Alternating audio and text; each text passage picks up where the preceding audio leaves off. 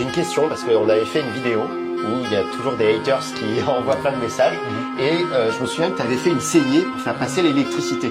Les gens disaient mais c'est un mur porteur, t'as pas le droit de faire des saignées comme ça, etc. Et tu m'avais donné l'explication qui était super claire.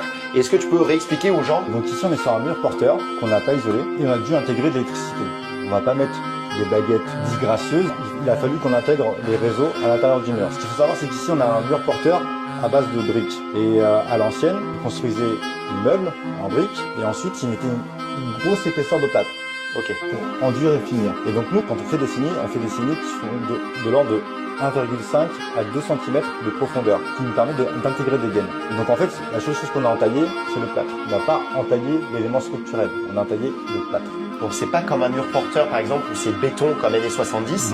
Là c'est pas du tout la même chose et c'est pour ça que c'est important de connaître l'année de l'immeuble parce qu'en fonction de l'année de l'immeuble, la construction est totalement différente. Donc là on est sur un immeuble ancien et en effet si c'était un immeuble années 70 où tout était brut de béton, là ça aurait été compliqué.